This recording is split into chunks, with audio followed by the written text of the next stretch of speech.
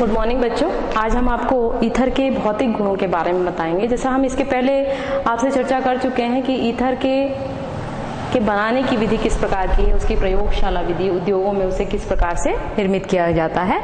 तो इस आधार पर हम देखें तो ईथर के भौतिक गुणों के बारे में यदि हम चर्चा करें तो इसके भौतिक गुणों के बारे में चर्चा करते हुए इसमें हम ये बताते हैं कि इनकी अवस्थाएं किस प्रकार की होती हैं, कि ये जो ईथर है ये भौतिक अवस्था में किस रूप में मिलते हैं। यदि हम इसके निम्नतर सदस्यों की बात करें, जैसे मान लीजिए हम इसमें देखें डाईमेथिल ईथर, डाईमेथिल ईथर व ठीक इसी तरह इसी से रिलेटेड सदस्य है methyl ethyl ether, methyl ethyl ether. इसकी यदि हम संरचना लिखें तो इसे हम इस प्रकार लिख सकते हैं CH3O CH3, और मेथिल एथिल ईथर को हम इस प्रकार लिखते हैं CH3O C2H5। यदि हम इनके निम्नतर सदस्यों की बात करें तो ये दोनों ही सदस्य जो है गैसीय अवस्था में होते हैं, गैसीय अवस्था में पाए जाते हैं। लेकिन इनके जितने भी सजातीय और दूसरे सदस्य हैं इनको आप द्रव अवस्था में देख सकते हैं। तो अन्य सदस्य, अन्य सजातीय सदस्य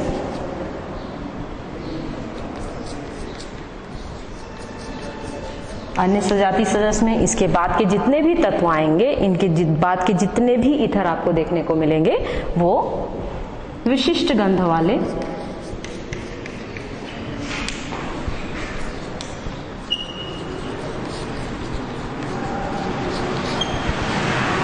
द्रव ईथर होते हैं, द्रव ईथर होते हैं।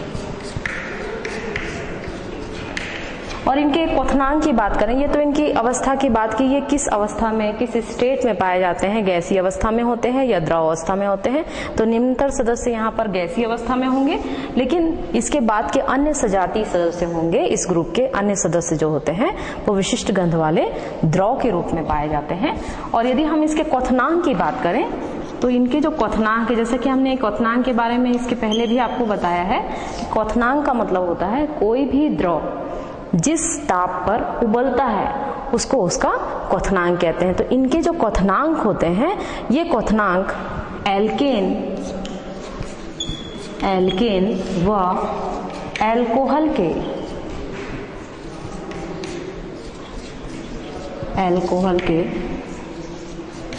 बराबर होते हैं, मतलब लगभग बराबर होते हैं। तो एल्केन, जैसे कि आपको पता है कि एल्केन में यदि हम किसी ईथर की बात कर रहे हैं तो उसी से रिलेटेड जो दूसरा एल्केन होगा या अल्कोहल होगा, इनके यदि क्वथनांक के बारे में देखें तो इनके क्वथनांक हमेशा एक दूसरे के समानांतर होते हैं। तो ये क्वथनांक जो है इनके न्यूनतम ही होते हैं, ज्यादा नहीं होते हैं। जनरली इसके जो क्वथनांक यदि आप देखें तो 46 है, यदि हम डाईमेथिल ईथर की बात कर रहे हैं 46 है, उसी प्रकार से एल्केन की बात करें तो यहाँ पर इसी से रिलेटेड यहाँ पर 48 होगा। तो यहाँ पर इनके क्वथनांक ज्यादा नहीं होते हैं। तो ये देख सकते हैं हम कि भौतिक गुणों के आधार पर यदि हम देखें तो इन ग्रुप के जितने भी सदस्य हैं वो गैसीय अवस्था में भी होंगे और द्रव अवस्था में भी पाए जाते हैं। और ये जो क्वथनांक है इनका, यदि हम क्वथनांक की बात करते हैं तो ये क्वथनांक कम ही होते हैं और ये क्वथनांक एल्केन और एल्कोहल के लगभग बराबर रूप में पाए जाते हैं। नेक्स्ट है विलेयता। जैसा कि आपको पता है कि यदि हम किसी भी विलायक में किसी विलेय को घोलते हैं, यहाँ हम ईथर की विलेयता के बारे में बता रहे हैं आपको, ईथर की विलेयता। क्योंकि यदि हम ईथर की संरचना देखते हैं तो ईथर की संरचना में दो एल्किल समूह एक ऑक्सीजन के साथ जुड़ा हुआ है, इस प्रकार से जुड़ा हुआ होता है। तो इसमें कोई हाइड्रोजन बंध नहीं होता है। लेकिन यदि हम ईथर को पानी में घोलते हैं तो पानी की संरचना आपको पता ही है कि पानी की संरचना किस प्रकार की होती है, HOH इस रूप में होता है पानी का सूत्र। तो तो यहाँ जैसे ही हम पानी में ईथर को घोलते हैं तो पानी में ईथर घुल जाता है। तो पानी में ईथर इसलिए घुल रहा है क्योंकि ईथर पानी के साथ हाइड्रोजन बंध बनाता है। तो हाइड्रोजन बंध की उपस्थिति के कारण ही, हाइड्रोजन बंध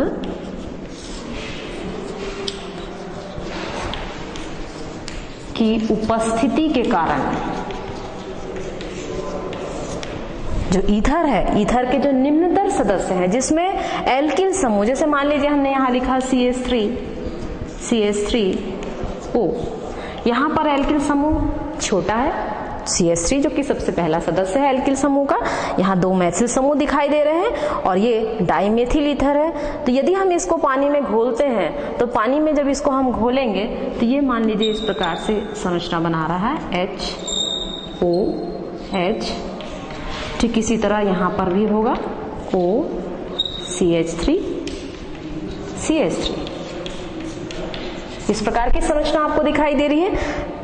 ये ईथर है, सामान्य रूप में ईथर में कोई हाइड्रोजन बंध आपको नहीं दिखाई दे रहा है, लेकिन जैसे ही हम पानी में ईथर को घोलते हैं तो वह पानी जो है ईथर के साथ, या ईथर जो है पानी के साथ जो बंध बना रहा है उस बंध को कहते हैं हाइड्रोजन बंध। और ये जो बंध होता है, ये बंध की उपस्थिति के कारण ही ईथर की विलेयता होती है। लेकिन जैसे जैसे एल्किल समूह बढ़ते जाते हैं, मतलब मान लीजिए यहाँ CH3 है, यदि यहाँ पर C4H9 हो गया, इस प्रकार की संरचना बन गई, तो यहाँ पर आप देख सकते हैं एल्किल समूह यहाँ पर बड़ा है। तो जब एल्किल समूह बड़ा होगा तो इसकी जो विलेयता है पानी में निरंतर घटती जाती है। तो आप ये कह सकते हैं कि ईथर के जो निम्नतर सदस्य हैं वो पानी में घुलनशील है, क्योंकि पानी के साथ वो हाइड्रोजन बंध बना लेते हैं। लेकिन जैसे ही आप उच्चतर ईथरों की बात करते हैं तो उच्चतर ईथरों में हाइड्रोजन बंध वो नहीं बना पाते हैं। और इसका कारण है कि यहाँ पर जो एल्किल मूलक की संख्या बढ़ रही है या एल्किल मूलक की आकृति बढ़ रही है, तो एल्किल मूलक की आकृति बढ़ने के कारण यहाँ पानी के साथ हाइड्रोजन बंध नहीं बनता। और जब पानी के साथ हाइड्रोजन बंध नहीं बनता है तो इस कंडीशन में क्या होगा, वो पानी में घुलनशील होगा क्या? नहीं घुलेगा। और जब पानी में नहीं घुल रहा है मतलब हाइड्रोजन बंध नहीं बन रहा है, तो जितने भी उच्चतर सदस्य होते हैं ईथर के, उनकी विलेयता पानी में नहीं होती बल्कि किसमें होगी? कार्बनिक विलायकों में। तो ये उच्चतर सदस्य ईथर के कार्बनिक विलायकों में घुलनशील होते हैं।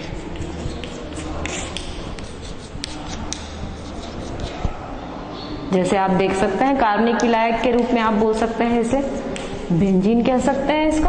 तो ये कार्बनिक विलायक जो है अल्कोहल है, बेंजीन है, ये सभी जिसमें ये ईथर घुलनशील होता है। तो ये तो हो गई इसकी विलेयता के बारे में। नेक्स्ट है इसकी संरचना।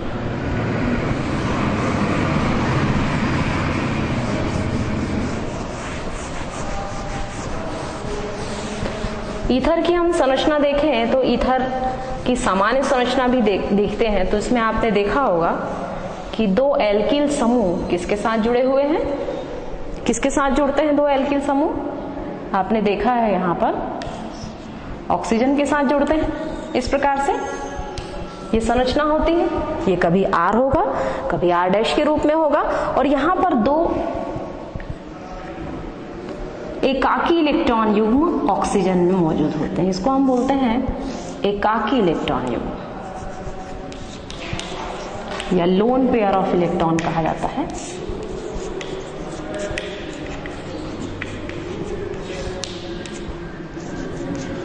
एकाकी इलेक्ट्रॉन युग्म के कारण ही इनके बीच का जो बंध कोण होता है वो कम हो जाता है।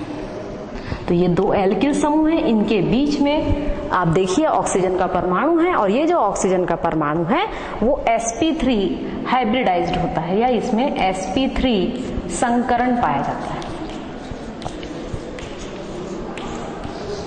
sp3 संकरण, ऑक्सीजन जो है sp3 संकरित अवस्था में होता है और इनके बीच का जो बंध कोण है वो बंध कोण कम हो जाता है और यहाँ पर जो बंध कोण है वो 110 डिग्री सेल्सियस होता है। तो यहाँ पर इसकी बंध कोण का मान क्यों कम हो रहा है?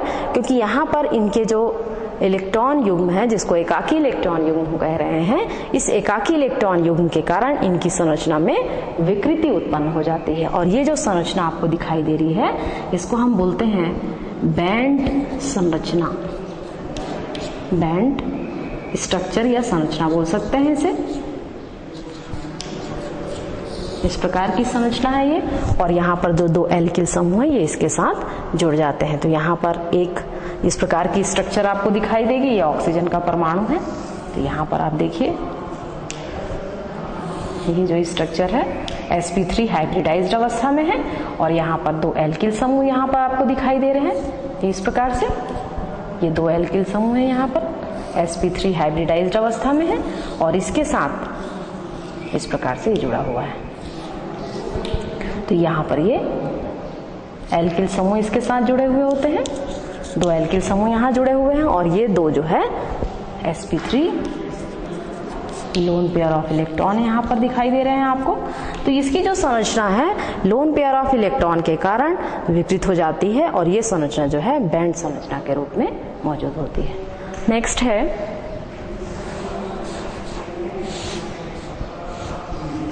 तो ये 109.5 डिग्री के रूप में ये कम भी हो जाता है इसका कोण। तो इसकी संरचना आपको दिखाई दे रही है कि इसकी संरचना कैसी है, वी आकार की, वी आकार की संरचना होती है। इसका आकार कैसा होगा, वी आकार। इस प्रकार की संरचना आपको दिखाई दे रही है, उल्टा वी दिखाई दे रहा है आपको। तो उल्टा वी जो है आकार किसका होता है, ईथर का होता है। चाहे आप निम्नतर सदस्य के लिए देखिए, चाहे आप उच्चतर सदस्य के लिए देखें। नेक्स्ट है समावयवता।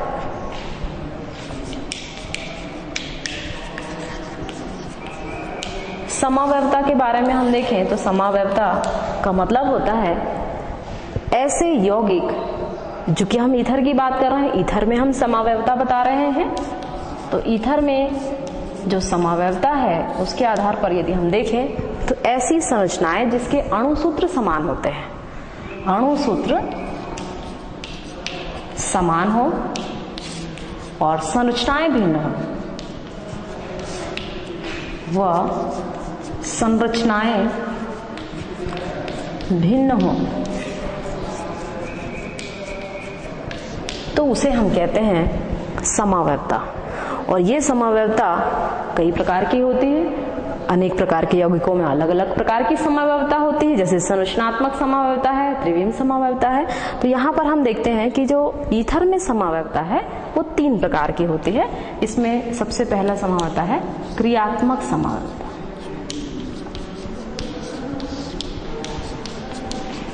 क्रियात्मक समावयवता।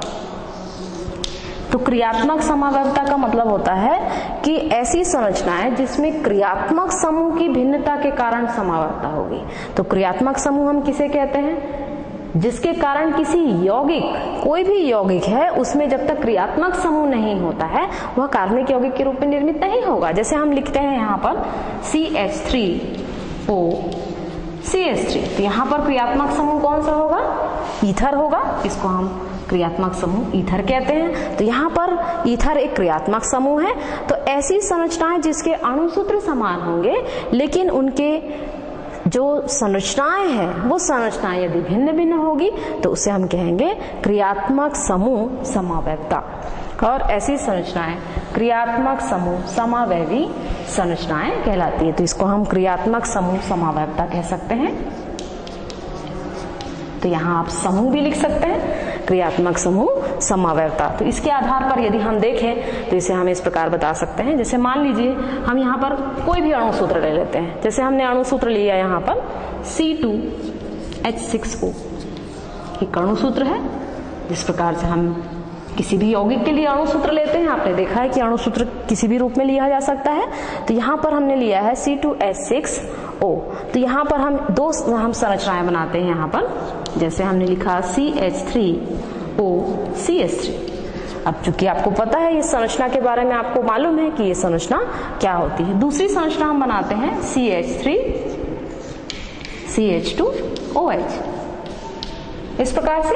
तो यहाँ पर इसे हम क्या कहेंगे, डाईमेथिल ईथर कहेंगे और इसे हम क्या कहेंगे, एथिल अल्कोहल कहेंगे।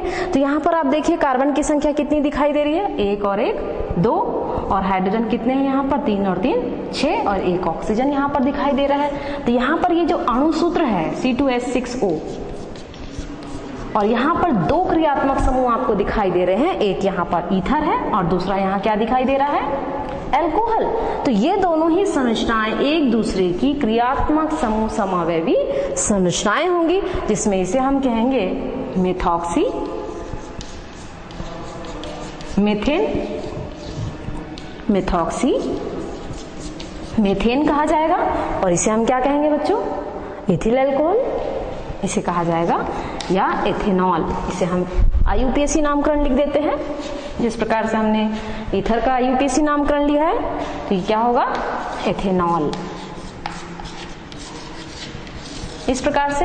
तो यहाँ 2 समावयवी संरचनाएं दिखाई दे रही हैं।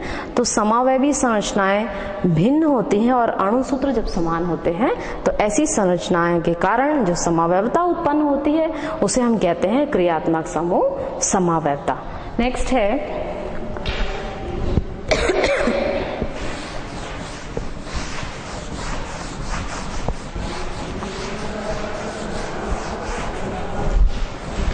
अब यहाँ देखिए, ये तो क्रियात्मक समूह समावयवता हो गई। अब दूसरी समावयवता के लिए हम देखें तो यहाँ पर हम इसको दूसरे रूप में बता सकते हैं आपको। तो यहाँ पर भी अगर दूसरी समावयवता भी बताते हैं तो अणु सूत्र तो इसके समान होंगे, लेकिन जो संरचनाएं हैं वो भिन्न भिन्न होंगी।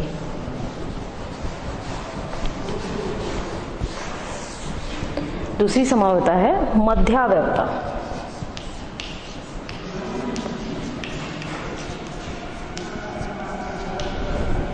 मध्यावयवता, मध्यावयवता का मतलब ये होता है कि इसमें जो ईथर होगा या जो क्रियात्मक समूह होगा वो क्या होगा, सेंटर में होगा, और एल्किल समूह उसके आजू बाजू होंगे, दोनों साइड होंगे, बाएं साइड और दाहिने साइड। जैसे मान लीजिए हम इसमें अणु सूत्र ले रहे हैं C4H10O। यहाँ पर हमने एक अणु सूत्र लिया है। अब इस अणु सूत्र के आधार पर बच्चों यदि हम कोई भी संरचना बनाना चाहें तो इसको हम इस प्रकार लिख सकते हैं C2H5O तो यहाँ पर ये संरचना का नाम क्या होगा, एथॉक्सी एथेन होगा। ठीक इसी तरह इसकी एक समावयवी संरचना यदि हम निकालें तो इसे हम इस प्रकार लिख सकते हैं CH3OC3H7 इस प्रकार से। तो यहाँ पर आप देखिए दोनों में ही जो अणु सूत्र है, ये अणु सूत्र देखिए कार्बन की संख्या यहाँ 4 है, यहाँ भी कार्बन की संख्या 3 और 1 4 है, हाइड्रोजन यहाँ पर 5 और 5 10 है, और यहाँ पर 3 और 7 10 है, और एक ऑक्सीजन यहाँ पर आपको दिखाई दे रहा है। तो इस प्रकार से आप देख सकते हैं कि मध्यावयवता जिसमें जो क्रियात्मक समूह होता है वो सेंटर में होता है, और जो एल्किल समूह होते हैं चाहे वो समान हो या असमान हो या सरल हो या मिश्रित रूप में हो, तो ऐसी समावयवता को हम क्या कहेंगे, मध्यावयवता कहेंगे। तो इस प्रकार से ऐसी संरचनाएं एक दूसरे की समावयवी संरचनाएं कहलाएंगी जो एक दूसरे से भिन्न होती हैं, लेकिन इनके अणु सूत्र कैसे होंगे, समान होंगे। तो दोनों में ही जो संरचनाएं हैं वो भिन्न है, लेकिन अणु सूत्र कैसे हैं, दोनों में समान है। नेक्स्ट है, तो ये दूसरी समावयवता क्या हो गई, मध्यावयवता। तीसरी समावयवता है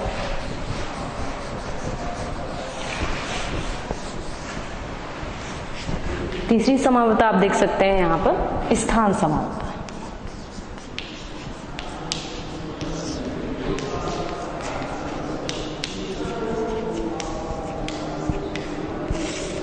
स्थान समावयवता, स्थान समावयवता का मतलब होता है जहां पर स्थान की भिन्नता के कारण, मतलब जब भी कोई एल्किल समूह या उनके जो ईथर जो होते हैं या क्रियात्मक समूह होते हैं उनके स्थान यदि भिन्न भिन्न हैं, तो उस आधार पर यदि कोई संरचना बन रही है तो उस संरचना के कारण जो समावयवता होगी उसको हम क्या कहेंगे, स्थान समावयवी संरचनाएं, और ऐसी समावयवता को हम कहेंगे स्थान समावयवता। जैसे इसके लिए हम देख सकते हैं C4H10O। यहाँ पर ये क्या ले रहे हैं हम बच्चों, यहाँ पर हम ले रहे हैं एक अणु सूत्र ले रहे हैं, और इस आधार पर यदि हम एक संरचना बनाएं तो इस प्रकार हम बता सकते हैं CH3OC3H7 ये एक संरचना बन गई। दूसरी एक संरचना हम यहाँ पर बनाते हैं CH3, इस प्रकार से CH3 CHO CH3 CH3, इस प्रकार से इस लिख सकते हैं इसे यहाँ पर। और यहाँ पर क्या होगा, तीसरी एक संरचना बनेगी, इसको हम इस प्रकार लिख सकते हैं C2H5। यहाँ पर देखिए ये संरचना में यहाँ पर इसका नाम क्या होगा, इसको क्या कहेंगे हम, C2H5O C2H5। अब यहाँ देखिए सभी में जो अणु सूत्र है समान है, यहाँ है कि नहीं। देखिए कार्बन की संख्या यहाँ 4 है, कार्बन की संख्या यहाँ पर कितनी, 1 2 3 और 1 4, यहाँ पर कार्बन की संख्या भी 4 है।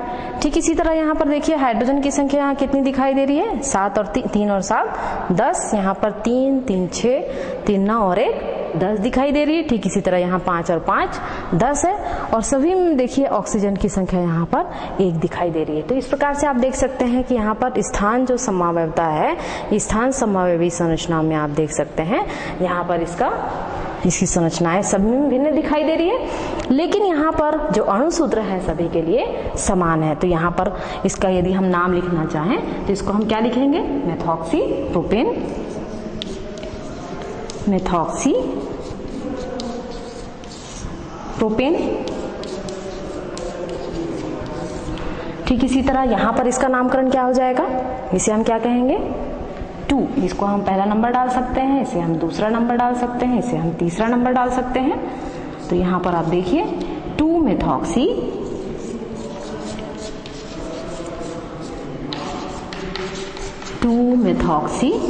प्रोपेन इसका नाम होगा। यहाँ पर इसका नाम क्या हो जाएगा, एथॉक्सी एथेन, इसे हम कहेंगे एथॉक्सी एथेन, एथॉक्सी एथेन कहेंगे। तो इस प्रकार से आप देख सकते हैं कि यहाँ पर यदि हम समावयवता के बारे में बात कर रहे हैं तो ईथर में जो समावयवता होती है वो 3 प्रकार की होती है। एक तो होगी स्थान समावयवता, मध्यावयवता और क्रियात्मक समूह समावयवता। तो इसके बारे में आपने देखा कि समावयवता जिसमें अणुसूत्र समान होते हैं लेकिन संरचनाएं जब भिन्न भिन्न होगी तो ऐसी संरचनाएं एक दूसरे की समावयवी संरचनाएं होंगी। तो ये संरचनाएं कभी 2 बन सकती है अणुसूत्र के आधार पर, कभी 3 बन सकती है, वह उस पर डिपेंड करता है कि वह संरचनाएं किस प्रकार की होगी। तो इस प्रकार से आपने देखा कि समावयवता क्या है, तो इसे आप नोट कर लीजिए। तो इस प्रकार आपने देखा कि हम भौतिक गुणों के बारे में आपको बताया और समावयवता के बारे में बताया है। नेक्स्ट हम आपको रासायनिक गुण के बारे में बताते हैं।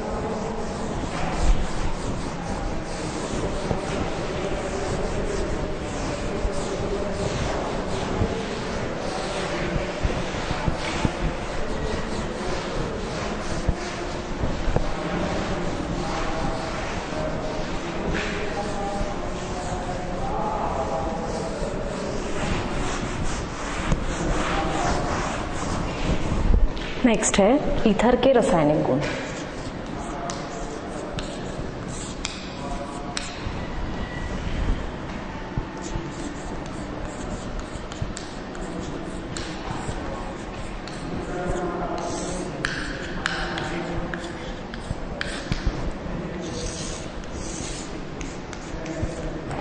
अब यहाँ पर ईथर के रासायनिक गुण मतलब रासायनिक अभिक्रिया होगी इसमें, और रासायनिक अभिक्रिया के द्वारा विभिन्न प्रकार के नए यौगिक निर्मित होंगे। तो यहाँ पर आपको ईथर के साथ क्रिया करानी है। तो यहाँ पर यदि हम ईथर की बात करते हैं तो ईथर के लिए हम सूत्र क्या लिखते हैं, ROR। तो ROR ये संरचना है इस पे। तो यहाँ पर यदि इसके विखंडन के कारण मतलब यदि ROR, या इसको हम कह सकते हैं क्योंकि R में क्या होता है, C कार्बन होता है और ऑक्सीजन और कार्बन होता है। यदि हम इसका विखंडन कर रहे हैं तो विखंडन के कारण मतलब ROR बंध COC बंध के कारण, बंध के विखंडन के कारण अगर कोई रासायनिक अभिक्रिया हो रही है तो वो एक अलग प्रकार से रासायनिक गुण होंगे। तो इसको हम पहला प्रकार कह सकते हैं कि COC के विखंडन के कारण होने वाली जो रासायनिक अभिक्रिया होगी वो एक ईथर के रासायनिक गुण का पहला प्रकार होगा। ठीक इसी तरह क्योंकि आपको पता है कि ROR में क्या होता है, ऑक्सीजन होता है, तो ऑक्सीजन परमाणु के कारण यदि कोई अभिक्रिया हो रही है, ROR में मौजूद जो ऑक्सीजन है, ऑक्सीजन परमाणु के कारण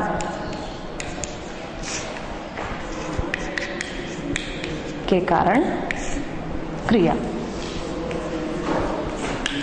अब तीसरी क्रिया है यहाँ पर आप देखिए हैलोजन अम्ल है, यहाँ पर ये हैलोजन अम्ल है, हैलोजन अम्ल है यहाँ पर। तो हैलोजन अम्लों के कारण यहाँ पर आप देख सकते हैं कि COC बंध के विखंडन के कारण या एल्किल समूह की, तो तीसरा हम देख सकते हैं यहाँ पर, तीसरा हम लिखेंगे एल्किल समूह के कारण।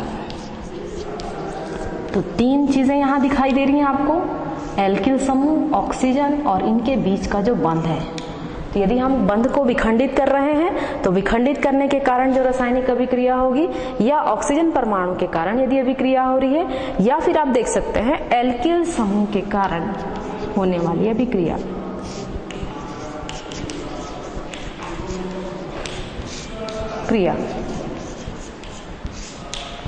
तो इस प्रकार से ये तीन अभिक्रियाएं हो सकती हैं। तो इसमें सबसे पहला हम लेते हैं COC बंध के विखंडन के कारण होने वाली अभिक्रिया।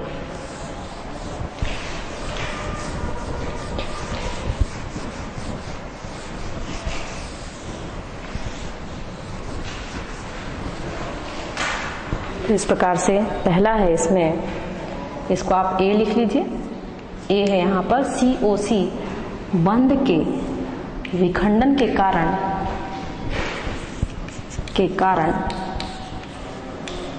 होने वाली क्रिया।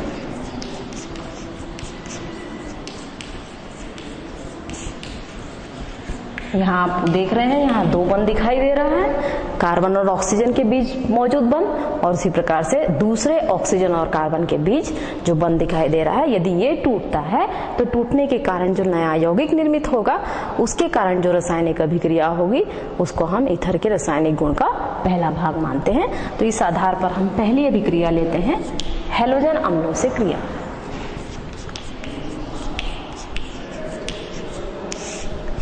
हैलोजन अम्लों से क्रिया। हैलोजन अम्ल आपको पता है, हैलोजन अम्ल हम किसे कहते हैं, जो 17वें समूह में होता है। 17वें समूह में मौजूद जो हैलोजन होते हैं वो यदि हाइड्रोजन के साथ क्रिया करते हैं और लवण बना रहे हैं तो उसके हम कहेंगे हैलोजन अम्ल। तो यहाँ पर आप देखिए HCl के साथ या HI के साथ क्रिया होती है, तो जो C2H5O C2H5 है, इसको हम एथॉक्सी एथेन कहते हैं। और ये एथॉक्सी एथेन किसके साथ क्रिया कर रहा है, हैलोजन अम्ल के साथ क्रिया कर रहा है। तो यहाँ हैलोजन कौन सा है, यहाँ पर हैलोजन हैलाइड में बदल गया है, और ये हाइड्रोजन है तो हाइड्रोजन और आयोडाइड कहेंगे इसको हम, या हैलोजन अम्ल कहेंगे। इसकी क्रिया हम 100 डिग्री सेल्सियस पर कराते हैं। 100 डिग्री सेल्सियस पर जब इसे गर्म किया जाता है तो यहाँ पर आप देखेंगे इसकी क्रिया होगी, और जो एल्किल मूलक है ये जो है बंध टूट जाएगा। ये बंध टूट रहा है तो यहाँ पर आप देखिए इसके साथ इसकी क्रिया होगी, तो एक यहाँ पर एल्कोहल बन जाएगा और दूसरा यहाँ पर क्या बन रहा है, एल्किल हैलाइड बनेगा। तो इस प्रकार से आप देख सकते हैं C2H5 इस क्रिया के द्वारा C2H5OH बन रहा है, एथिल एल्कोहल, ये एथेनॉल, प्लस C2H5I, इसको हम एथेनॉल कहते हैं। एथेनॉल, एथिल एल्कोहल कह सकते हैं, एथेनॉल कह सकते हैं आप, और ये हो गया एथिल आयोडाइड।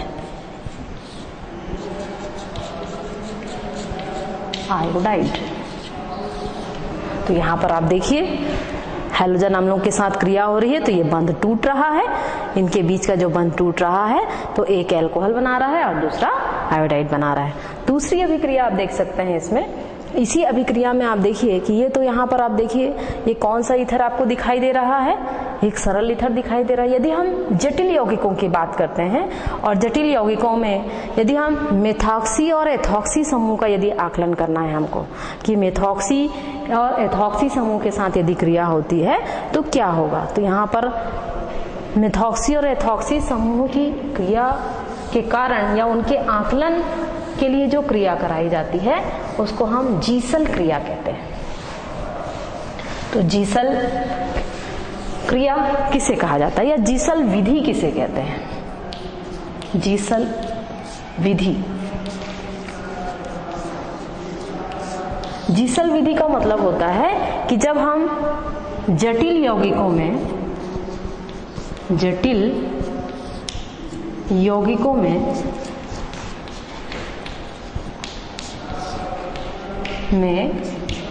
मेथॉक्सी और एथॉक्सी का आकलन करते हैं। मेथॉक्सी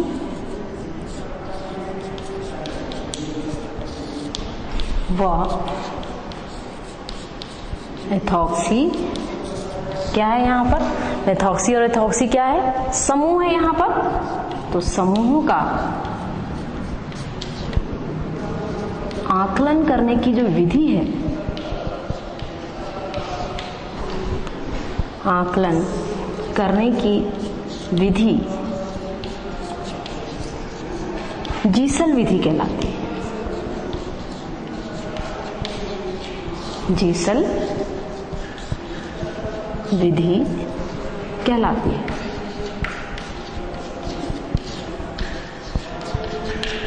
जिसके अनुसार अब यहाँ पर हम कोई अभिक्रिया देखते हैं, जैसे कि हमने अभी एक अभिक्रिया आपको बताई है CH3, हमने डाईएथिल ईथर की अभिक्रिया बताई थी। अब यहाँ हम मिश्रित ईथर लेते हैं CH3O C2H5। अब इसकी क्रिया हम हैलोजन अम्लों से करा रहे हैं HI, और ये 100 डिग्री सेल्सियस पर हम अभिक्रिया करा रहे हैं। तो 100 डिग्री सेल्सियस पर जब हम इसे गर्म करते हैं तो गर्म करने से आप देखिए कि जो एथिल समूह है यहाँ पर, एक एथिल समूह है और दूसरा क्या है यहाँ पर? मेथिल समूह दिखाई दे रहा है। तो यहाँ पर जो एथिल समूह है ये एथिल अल्कोहल बना लेता है। तो यहाँ पर आप देखिए, यहाँ पर ये एथिल समूह है और ये किसके साथ क्रिया कर रहा है यहाँ पर? तो आप देखिए यहाँ, तो इसको हम क्या कहते हैं? मेथॉक्सी एथेन कहते हैं। तो यहाँ पर आप देखिए, तो ये क्रिया होगी और क्रिया होने के बाद ये क्या बन जाएगा? C2H5OH ethyl alcohol plus CH3I। इसका प्रतिस्थापन हो गया, ऑक्सीजन का प्रतिस्थापन हो गया और ऑक्सीजन प्रतिस्थापित होकर के किसके साथ जुड़ गया? हाइड्रोजन के साथ जुड़ गया और ये बन गया C2H5OH। और ये CH3 किसके साथ क्रिया कर रहा है? आयोडीन के साथ क्रिया कर रहा है और इसके बाद मेथिल आयोडाइड बना रहा है। यदि यही क्रिया हम एरोमेटिक में देखें तो एरोमेटिक में यदि हम क्रिया कराते हैं तो इसको हम इस प्रकार बता सकते हैं, जैसे मान लीजिए ये एक OCH3 है, इसको हम क्या कहते हैं? मेथिल फेनिल ईथर कहते हैं। Methyl phenyl ether, methyl phenyl ether या एनिसॉल कहा जाता है इसे, एनिसॉल। अब इसकी अभिक्रिया हमको किससे करानी है? हाइड्रोजन आयोडाइड से या हैलोजन अम्ल से करानी है। तो 100 डिग्री सेल्सियस पर इसकी अभिक्रिया होगी और 100 डिग्री सेल्सियस पर अभिक्रिया होने से यहाँ पर जो CH3 है ये प्रतिस्थापित हो जाएगा और ये यहाँ पर बना लेगा phenol OH plus CH3I।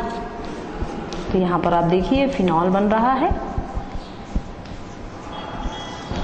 Phenol बन रहा है और मेथिल आयोडाइड बन रहा है। तो इस प्रकार से आप देख सकते हैं कि यहाँ पर यदि हम हैलोजन अम्लों की क्रिया कराते हैं तो ये हैलोजन अम्लों की क्रिया से हमको सरल ईथर है तो सरल ईथर में आप देखिए अल्कोहल बन रहा है और आयोडाइड बन रहा है। ठीक इसी तरह यदि हम जीसल विधि की बात करें तो जीसल विधि किस पर काम आएगी, जब हम मिश्रित ईथर ले रहे हैं तो मिश्रित ईथर में आपको ये पता चलेगा कि कौन सा एथॉक्सी समूह है और कौन सा मेथॉक्सी समूह है, और ये क्रिया का कौन सा मेथॉक्सी समूह या एथॉक्सी समूह क्रिया करेगा और हाइड्रोजन आयोडाइड के द्वारा क्रिया करने के बाद एल्कोहल और हैलाइड बनाएगा। तो वहां पर कौन सा एल्कोहल बना रहा है और कौन सा हैलाइड बना रहा है यह जीसल विधि पर निर्भर करता है। तो यहाँ पर आप देखिए ये क्रिया हो रही है और एल्कोहल की प्राप्ति हो रही है, चाहे वो एरोमेटिक के रूप में है।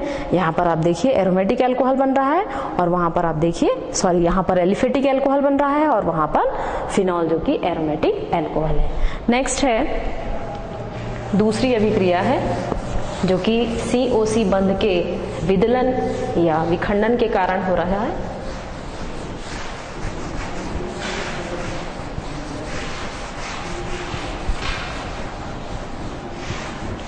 तो इस प्रकार से आप बता सकते हैं, ये पूछा जा सकता है कि जीसल विधि क्या है। तो आप इसमें बता सकते हैं कि जीसल विधि हम किसे कहते हैं, जब हम मेथॉक्सी और एथॉक्सी समूहों का आकलन किया जाता है और जिसके द्वारा हम हैलोजन अम्लों की क्रिया हम कराते हैं, और हैलोजन अम्लों की क्रिया जो है 100 डिग्री सेल्सियस पर कराते हैं तो एल्कोहल और हमें आयोडाइड की प्राप्ति होती है।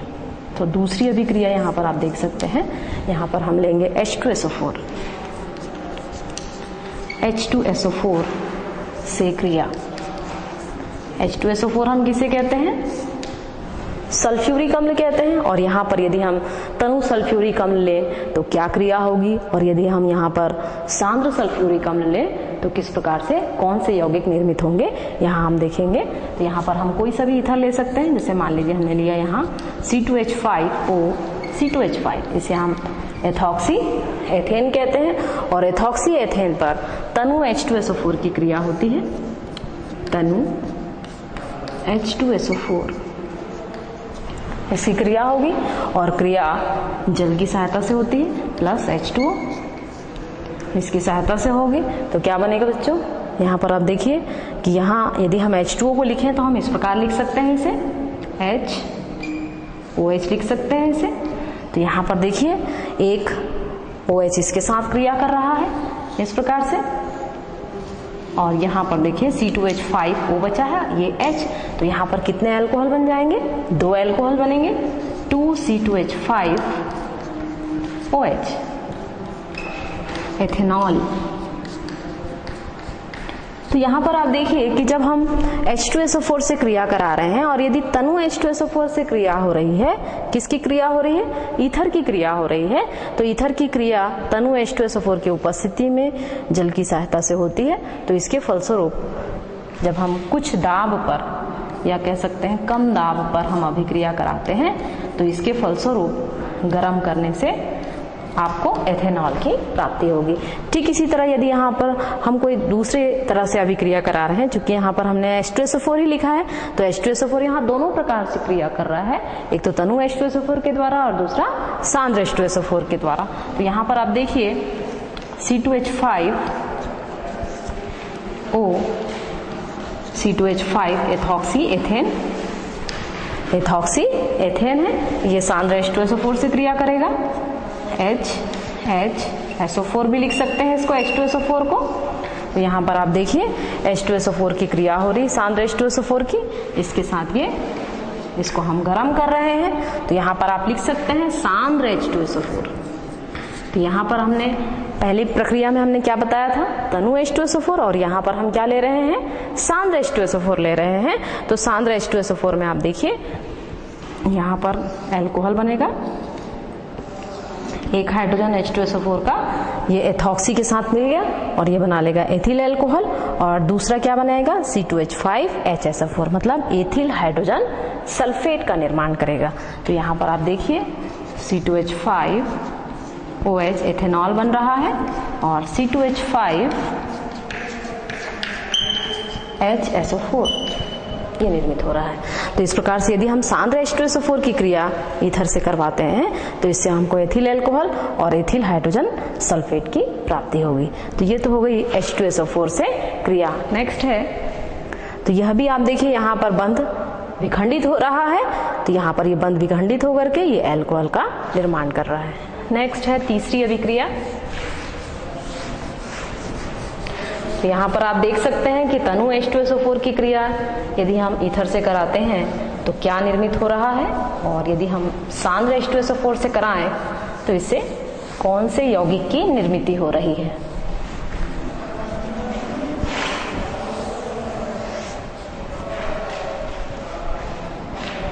तीसरी अभिक्रिया है फास्फोरस पेंटाक्लोराइड से, मतलब PCl5 से क्रिया।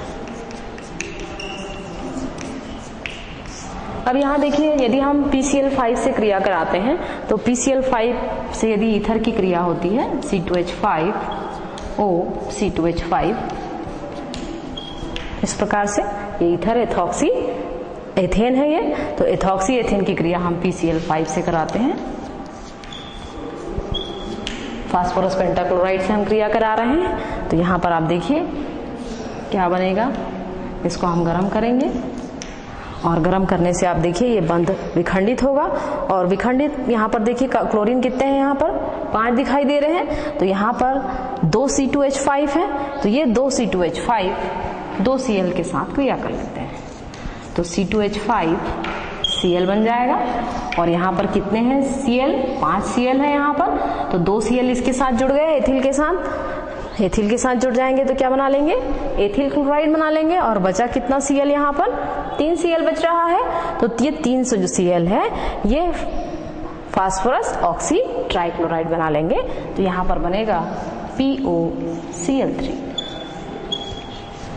इस प्रकार से आप देखिए कि जब हम फास्फोरस पेंटाक्लोराइड की क्रिया ईथर से कराते हैं तो इससे हमको एथिल क्लोराइड की प्राप्ति होती है और फास्फोरस ऑक्सी ट्राइक्लोराइड का निर्माण होता है। नेक्स्ट है, अगली अभिक्रिया है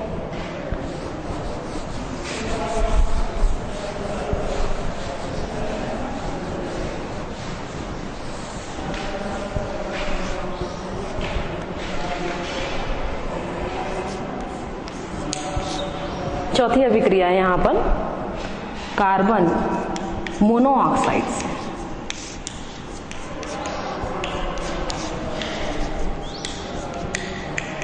मोनोऑक्साइड से क्रिया।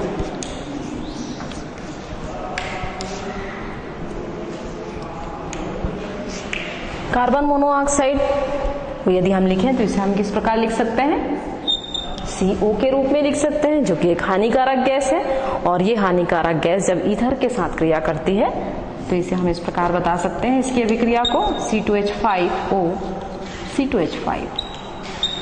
ये एथॉक्सी एथेन है, इसकी क्रिया हम कार्बन मोनोऑक्साइड से करा रहे हैं, और ये कार्बन मोनोऑक्साइड हमारे वायुमंडल में मौजूद है और इसकी क्रिया हो रही है। और इसकी क्रिया से आप देख सकते हैं, यदि हम इसकी क्रिया कराएं BF3 की सहायता से। BF3 का मतलब क्या होता है, किसे कहते हैं BF3, चूंकि BF3 एक लुईस अम्ल है। यहाँ पर जो BF3 है वो क्या है, लुईस अम्ल है, इसको हम लुईस अम्ल कहते हैं।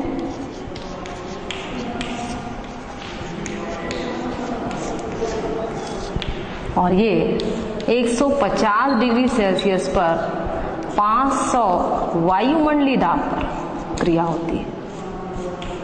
जब 500 वायुमंडलीय दाब पर 150 डिग्री सेल्सियस पर क्रिया होती है, जो कार्बन मोनोऑक्साइड है वो ईथर के साथ क्रिया करेगा और क्रिया करने के बाद ये एस्टर बना लेता है। तो यहाँ पर बनेगा ये C2H5 COO C2H5। तो इसको हम क्या कहेंगे, एथिल प्रोपियोनेट। Ethyl propionate. तो इस प्रकार से आप देख सकते हैं यहाँ पर। तो जब हम कार्बन मोनोऑक्साइड से क्रिया करा रहे हैं तो एथिल प्रोपियोनेट, मतलब इसको हम क्या कहेंगे, एस्टर कहेंगे। एस्टर का निर्माण हो रहा है और ये कितने वायुमंडलीय दाब पर है, 500 वायुमंडलीय दाब पर 150 डिग्री सेल्सियस पर लुईस अम्ल की उपस्थिति में जब अभिक्रिया होती है तो जो ईथर है, एथॉक्सी एथेन है, ये कार्बन मोनोऑक्साइड से क्रिया करेगा और एस्टर प्राप्त करेगा। तो इस प्रकार से आप देख सकते हैं कि जब हम कार्बन, ऑक्सीजन और कार्बन, इनके विदलन से, इनके विखंडन से जो अभिक्रिया होती है उसके कारण जो महत्वपूर्ण रासायनिक अभिक्रिया हो रही है उसे हम इस प्रकार से देख सकते हैं कि किस प्रकार से ये बंध विखंडित हो रहा है या विखंडित हो रहा है या इसमें योग हो रहा है। तो यहाँ पर देखिए इसका तो योगात्मक अभिक्रिया हो गई और ये, लेकिन ये बंध टूट रहा है और इसके साथ ये जुड़ रहा है। तो यहाँ पर आप देखिए ये CO यहाँ जुड़ रहा है तो इसके फलस्वरूप ये बना ले रहा है एस्टर। तो इस प्रकार से आपने देखा कि किस प्रकार से COC या ROR बंध के विखंडन से किस प्रकार की क्रिया होती है। आज के लिए बस इतना ही, आगे का हम आपको अगले पीरियड में पढ़ाएंगे। Thank you.